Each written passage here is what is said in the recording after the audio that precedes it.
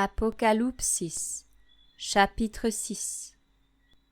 Et je regardais quand l'agneau ouvrit l'un des sceaux, et j'entendis l'un des 4 êtres vivants dire comme d'une voix de tonnerre : Viens et vois. Et je regardais, et voici un cheval blanc. Celui qui était monté dessus avait un arc, et une couronne lui fut donnée. Il est sorti remportant la victoire, et pour remporter la victoire. Et quand il ouvrit le second sceau, j'entendis le second être vivant dire : Viens et vois. Et il sortit un autre cheval rouge feu. Et il lui fut donné, à celui qui était assis dessus, d'ôter la paix de la terre, afin qu'ils se tuent en effet les uns les autres. Et il lui fut donné une grande épée. Et quand il ouvrit le 3e sceau, j'entendis le 3e être vivant dire : Viens et vois. Je regardais, et je vis un cheval noir, et celui qui était monté dessus avait une balance dans sa main. Et j'entendis au milieu des 4 animaux une voix qui disait : Une mesure de blé pour 1 denier, et 3 mesures d'orge pour 1 denier, mais ne fais pas de mal au vin et à l'huile.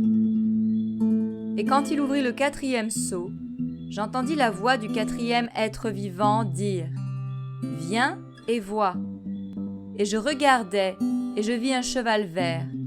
Et celui qui était monté dessus avait pour nom la mort, et l'Hadès le suivait de près.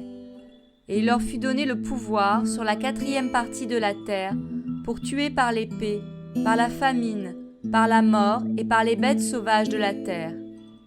Et quand il ouvrit le 5e sceau, je vis sous l'autel les âmes de ceux qui avaient été tués à cause de la parole d'Élohim et à cause du témoignage qu'ils avaient.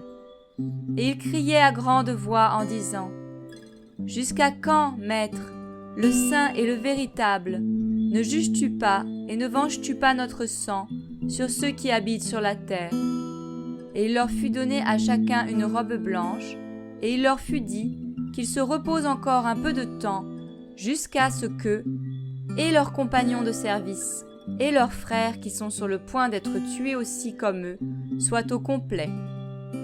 Et je regardais quand il ouvrit le 6e sceau, et voici, il se fit un grand tremblement de terre, et le soleil devint noir comme un sac de crin, et la lune entière devint comme du sang, et les étoiles du ciel tombèrent sur la terre, comme lorsque le figuier est agité par un grand vent, et laisse tomber ses figues encore vertes. Et le ciel se retira comme un livre qu'on roule, et chaque montagne et île furent déplacées de leur place, et les rois de la terre, et les princes, et les riches, et les capitaines, et les puissants, et tout esclave, et tout homme libre se cachèrent dans les cavernes et dans les rochers des montagnes. Et ils disent aux montagnes et aux rochers : Tombez sur nous, et cachez-nous de la face de celui qui est assis sur le trône, et de la colère de l'agneau, parce que le grand jour de sa colère est venu, et qui peut tenir debout ?